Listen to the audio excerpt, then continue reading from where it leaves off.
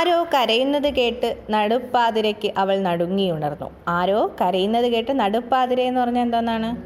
നട്ടപ്പാതിര അല്ലേ എന്ന് പറഞ്ഞാൽ പാതിരാത്രിയായപ്പോൾ അവൾ നടുങ്ങിയുണർന്നു. മഴ കരയുന്നു. മഴ കരയുന്നു എന്ന് പറഞ്ഞാൽ മഴ പെയ്യുന്നു. പേർത്തും പേർത്തും എണ്ണിപ്പെറുക്കി കരയുന്നു എന്ന് പറഞ്ഞാൽ ഓരോ തുള്ളികളായിട്ട് ഇങ്ങനെ വരുന്നുണ്ടല്ലേ. അവൾ ഉയരത്തിലുള്ള വെന്റിലേറ്ററിലൂടെ പുറത്തേക്ക് നോക്കി. ഓലയുടെ ഇരുണ്ട പന്തൽ. എന്താണ്? ഉയരത്തിലുള്ള വെന്റിലേറ്ററിലൂടെ, അതായത് എയർ ഹോളിലൂടെ അവൾ പുറത്തേക്ക് നോക്കിയപ്പോൾ എന്താണ് കണ്ടത്? ഓലയുടെ ഇരുണ്ട പന്തൽ അല്ലേ എന്ന് പറഞ്ഞാൽ ഒരുപാട് തെങ്ങില്ലേ അവിടെ, അപ്പം അതിൻ്റെ ഓലകൾ കൊണ്ടുള്ളൊരു പന്തൽ പോലെ എന്നുള്ളത്. അവൾ തണുത്ത ഭിത്തിയെ ഉമ്മ വച്ച് തിരിഞ്ഞു കിടന്നു. താഴെ മൂലയിൽ ഒരു പല്ലിയുടെ കണ്ണുകൾ. തണുത്ത ഭിത്തിയെ ഉമ്മ വെച്ച് തിരിഞ്ഞു കിടന്നു എന്ന് പറഞ്ഞാൽ എന്താണ് എന്ന് പറഞ്ഞാൽ അതിനോട് ചേർന്ന് കിടന്നു അല്ലേ. താഴെ മൂലയിൽ എന്താണ് കണ്ടത്? ഒരു പല്ലിയുടെ കണ്ണുകൾ. വിരണ്ടോടുന്ന ഒരു പാറ്റ ചിറക് വച്ച് കുറുകെ പറന്ന് കോണിയുടെ തണ്ടലിൽ ചെന്നിടിച്ചു. അവൾ പുതപ്പ് കൊണ്ട് തലമൂടി പുതച്ചു. അപ്പോൾ പല്ലിയെ കണ്ടു, പിന്നെ എന്താണ്? ഒരു പാറ്റ അതുവഴി പറന്നു പോകുന്ന കണ്ടു. അപ്പോൾ ഇതൊക്കെ കണ്ടപ്പോൾ എന്താണ്? അവളെ ഒന്നും കൂടി പുതപ്പ് കൊണ്ട് തലമൂടി പുതച്ച് കിടന്നു അല്ലേ. പൊത്തോ പൊത്തോന്ന് ഇടവിട്ട ഓരോ ശബ്ദം നേർത്തുവെന്ന മഴയിലൂടെ പറന്നെത്തി. പൊത്തോ പൊത്തോന്ന് ഇടവിട്ട ഓരോ ശബ്ദം, അതെന്താണ്? തേങ്ങകൾ വീഴുന്നതായിരിക്കണം അല്ലേ. മതിൽ കയറി മറിഞ്ഞ് ഒരു കള്ളൻ തോപ്പിലേക്ക് ചാടി വീണതാണോ? ഒന്നിലധികം മോഷ്ടാക്കൾ. പിന്നെ എപ്പോഴോ നീണ്ട യാത്രയുടെ തളർച്ച അവളെ ഉറക്കി. അപ്പോൾ അവൾ എന്തൊക്കെയാണ് ചിന്തിച്ചത്? വലിയ മതിലൊക്കെ ചാടിക്കിടന്ന് ഏതെങ്കിലും കള്ളം വന്നതായിരിക്കുമോ? എന്നാലും ഒന്നിലധികം മോഷ്ടാക്കൾ വരുമോ? അങ്ങനെ ചിന്തിച്ച് അവളെ ഉറക്കി. മഴ ചറു പിറുന്നനെയും പെയ്യുന്ന ഒരു പുലരിയിലേക്കാണ് അവൾ മിഴി തുറന്നത് എന്ന് പറഞ്ഞാൽ ചാറിക്കൊണ്ടിരിക്കുന്ന മഴ, എന്നാൽ ചാറ്റൽ മഴ അല്ലേ. തണുക്കണു എന്ന് പറഞ്ഞാൽ തണുപ്പ് വന്നു. സംഗീത ചേച്ചിയുടെ പഠനമുറിയിൽ പാതിരാവ് വരെ വെളിച്ചമുണ്ടായിരുന്നു. സംഗീത ചേച്ചിയുടെ പഠിക്കുന്ന മുറിയിൽ എന്താണ്? പാതിരാവ് വരെ എന്ന് പറഞ്ഞാൽ പാതിരാത്രി വരെ എന്താണ്? വെളിച്ചമുണ്ടായിരുന്നു, ലൈറ്റ് ഉണ്ടായിരുന്നു. ഇപ്പോൾ വീടും ഉറങ്ങിക്കിടക്കുന്നു. ഇപ്പോൾ എന്താണ്? വീടും ഉറങ്ങിക്കിടക്കുന്നു പറഞ്ഞാൽ അവിടെ വലിയ ശബ്ദകോലാഹലങ്ങളൊന്നും ഇല്ല. അവൾക്ക് ജനൽ തുറന്ന് പുറത്തേക്ക് നോക്കണം. അപ്പോൾ ഇവൾക്ക് എന്ത് വേണം? ജനൽ തുറന്ന് പുറത്തേക്കൊന്ന് നോക്കണം. കൊളുത്തൂരി, അതിൻ്റെ കൊളുത്തൂരി അല്ലേ. അവിടെ കണ്ട കാഴ്ച കരളലിയിപ്പിച്ചു. അപ്പോൾ ജനൽ തുറന്ന് അവൾ കണ്ട കാഴ്ച അവളെ വല്ലാണ്ട് കരളലിയിപ്പിച്ചു എന്ന് പറഞ്ഞാൽ വല്ലാണ്ട് എന്താണ്? സങ്കടപ്പെടുത്തി, അല്ലെങ്കിൽ ദയനീയ ഭാവം അവളിൽ ഉളവായി. അനാഥ കുഞ്ഞുങ്ങളെപ്പോലെ മഴ നനഞ്ഞു കിടക്കുന്ന ഉണക്കത്തേങ്ങകൾ. എന്താണ്? അനാഥ കുഞ്ഞുങ്ങളെപ്പോലെ മഴ നനഞ്ഞു കിടക്കുന്ന ആരാണ്? ഉണക്കത്തേങ്ങകൾ. മുഖം കരിഞ്ഞ് കണ്ണീരൊലിപ്പിച്ച് ആരും തിരിഞ്ഞു നോക്കാതെ. അപ്പോൾ അവയെ വർണ്ണിച്ചിരിക്കുന്നത് കണ്ടോ എങ്ങനെയാണ്? മുഖം കരിഞ്ഞ് കണ്ണീരൊലിപ്പിച്ച് ആരും തിരിഞ്ഞു നോക്കാതെ കിടക്കുന്ന ആരാണിടെ? അനാഥമായ ഉണക്കത്തേങ്ങകൾ. അക്കമ്മ ജനലഴികളിൽ പിടിച്ചു തോപ്പിലാകമാനം കണ്ണോടിച്ചു. അപ്പോൾ ജനലിൻ്റെ കമ്പിയിൽ പിടിച്ചുകൊണ്ട് അവൾ തോപ്പിലാകമാനം എന്ന് പറഞ്ഞാൽ ആ തേങ്ങാത്തോപ്പ് മുഴുവൻ അവൾ കണ്ണോടിച്ചു. 1, 2, 3 മിക്കവാറും എല്ലാ തെങ്ങുകൾക്കും ചോടെ പുല്ലു നിറഞ്ഞ പറമ്പിൽ എത്രയോ എണ്ണം മറഞ്ഞു കിടപ്പുണ്ട്. അപ്പോൾ തമിഴത്തി കൊച്ചല്ലേ, തമിഴത്തി കൊച്ച് എണ്ണുന്നതാണ് 1, 2, 3 എണ്ണുന്നതാണ് ഈ കാണിച്ചിരിക്കുന്നത്. അപ്പോൾ എന്താണ്? മിക്കവാറും എല്ലാ തെങ്ങുകൾക്കും ചോടെ പുല്ലു നിറഞ്ഞ പറമ്പിൽ എത്രയോ എണ്ണം മറഞ്ഞു കിടപ്പുണ്ട്. എന്താണ്? പുല്ലിൻ്റെ ഇടയിലായിട്ട് എത്രയോ തേങ്ങകൾ ഇങ്ങനെ മറഞ്ഞു കിടപ്പുണ്ട് എന്നാണ് പറയുന്നത്. അക്കമ്മ വാതിൽക്കലേക്ക് അവൾ പാഞ്ഞു. ചാരിയ വാതിൽ മലർക്കെ തുറന്നു. ചാരി വെച്ചിരുന്ന വാതിൽ അവൾ നന്നായിട്ട് തുറന്നു. അതൊരു പഴയ കഥകാണ്. അത് എങ്ങനത്തെ കഥകാണ്? പഴയ കഥകാണ്. പുതിയ വീട്ടിലുള്ള ഒരേ ഒരു പഴയ കഥക. ആ പുതിയ വീട്ടിലുള്ള ഒരേ ഒരു പഴയ കഥകം ഏതാണിതാണ്. ഉപേക്ഷിക്കാൻ വയ്യാത്തതിനാൽ ഒതുങ്ങിയ ഒരിടത്ത്, ആരുടെയും കണ്ണ് ചെല്ലാത്തിടത്ത് നല്ല തടിച്ച കഥക് അവളോട് കയർത്തു. അവളെപ്പോലെ ഇവിടെ വീട്ടുപണിക്ക് വരുന്ന പെൺകിടാങ്ങളുടെ ഉറക്കം സുരക്ഷിതമാക്കാൻ ഒരു ചെറിയ മുറി, ഉറപ്പുള്ള ഒരു വാതിലും. അപ്പോൾ എവളെപ്പോലെ അവിടെ വീട്ടുപണിക്ക് വരുന്ന പെൺകുട്ടികൾക്ക് ഉറക്കം സുരക്ഷിതമാക്കാൻ എന്ന് പറഞ്ഞാൽ അവർക്ക് കിടക്കാൻ ആവശ്യമായ ഒരു കുഞ്ഞുമുറിയുണ്ട്. അപ്പോൾ ആ കുഞ്ഞുമുറിക്ക് ആവശ്യമായ ഒരു വാതിലാണ് ഈ പഴയ വാതിലും. തോപ്പിൽ ചുവന്നു കലങ്ങിയ വെയിലോടിയിരുന്നു. തോപ്പിൽ ചുവന്ന് കലങ്ങി എന്ന് പറഞ്ഞാൽ വെയിലിൻ്റെ ആ നിറമല്ലേ എന്ന് പറഞ്ഞാൽ നല്ല രീതിക്ക് കുറച്ച് വെയിലുണ്ടായിരുന്നു.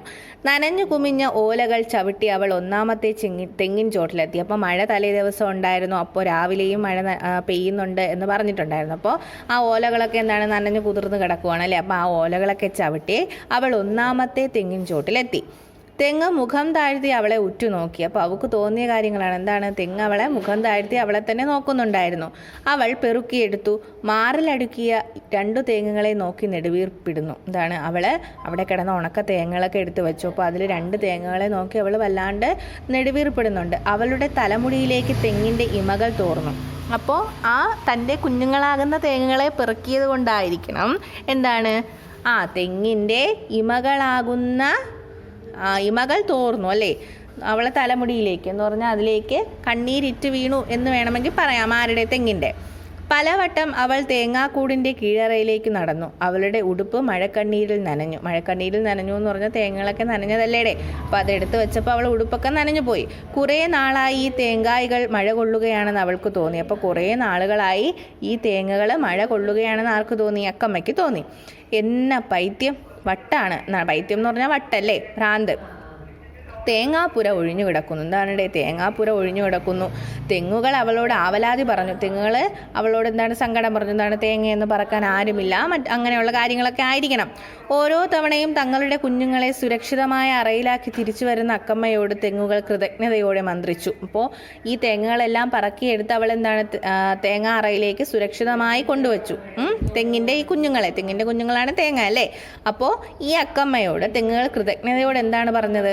എല്ലാവരെയും കൂട്ടിക്കൊണ്ട് പോ, എല്ലാവരെയും. ഒരു തേങ്ങ നൽകിയ കാക്കപ്പൊന്ന് അടർത്തിയെടുത്ത് അവൾ മൂക്കുത്തിയാക്കി. എന്താണ്? എല്ലാവരെയും ഇങ്ങോട്ട് കൂട്ടിക്കൊണ്ട് പോകാനാണ് പറയുന്നത്, തേങ്ങാറയിലോട്ട് അല്ലേ. അപ്പോൾ ഒരു തേങ്ങ നൽകിയ കാക്കപ്പൊന്ന് അടർത്തിയെടുത്ത് അവൾ മൂക്കുത്തിയായി എന്ന് പറഞ്ഞാൽ അതിൻ്റെ ഒരുമാതിരി ഒരു ഇതുണ്ട്. അതെടുത്ത് അവൾ എന്ത് ചെയ്തു? മൂക്കുത്തിയാക്കി. അടുക്കളത്തളത്തിൽ നിന്ന് വീട്ടമ്മ വിളിച്ചു ചോദിക്കുന്നു. അപ്പോൾ അടുക്കള ഭാഗത്ത് നിന്ന് വീട്ടമ്മ എന്താ വിളിച്ച് ചോദിച്ചേ? അക്കമ്മ, നീ മുറ്റം തൂത്തിട്ട് ഇങ്ങകത്ത് വാ. അവർ സിങ്കിലേക്കിടുന്ന പാത്രങ്ങൾ കലമ്പി. ഇതാണ്, മുറ്റം തൂത്തിട്ട് അകത്ത് വരാനായിട്ട് പറഞ്ഞു. തേങ്ങാപ്പുരയുടെ കോലായിൽ വന്നു കയറി സംഗീത ചേച്ചി വിളിച്ചു പറഞ്ഞു, മമ്മി ഇത് കണ്ടോ ഈ അക്കമ്മ ചെയ്തു വെച്ചൊരു പണി. അപ്പോൾ തേങ്ങാപ്പുരയുടെ അടുത്ത് വന്നിട്ട് സംഗീത വിളിച്ചു പറഞ്ഞു, എന്താണ്? മമ്മി ഇത് കണ്ടോ ഈ അക്കമ്മ ചെയ്തു വെച്ചൊരു പണി. ദോശ ചുടുന്നിടത്ത് നിന്ന് വീട്ടമ്മ എത്തി നോക്കി. അപ്പോൾ ദോശ ചുട്ടുകൊണ്ടിരുന്ന വീട്ടമ്മ പെട്ടെന്ന് എത്തി നോക്കിയല്ലേ, എന്താന്ന് പറഞ്ഞ് എത്തി നോക്കി. തേങ്ങ മുഴുവനും പെറുക്കി അകത്തിട്ടിരിക്കുന്നു. പെണ്ണിൻ്റെ ഒരു പ്രാന്ത്. അപ്പോൾ ഈ സംഗീതയ്ക്ക് എന്താണ്? തേങ്ങ മുഴുവൻ, തൊടിയിൽ കിടന്ന് തേങ്ങ മുഴുവൻ എടുത്ത് തേങ്ങാറയ്ക്കുള്ളിൽ ഇട്ടത് സംഗീതയെ സംബന്ധിച്ചിടത്തോളം ഒരു പ്രാന്ത് എന്നുള്ള രീതിക്കാണ് അമ്മയോട് പറഞ്ഞത്. അമ്മ ഒന്നും മിണ്ടിയില്ല. അവർ ആലോചനയിലാണ്ടു. അച്ഛൻ മൊട്ടക്കുന്ന് വിലയ്ക്ക് മേടിച്ചതാണ്. ഉതിർന്നു കിടന്ന ചരൽക്കല്ല് നീക്കി കുന്ന് കിളപ്പിച്ചത്.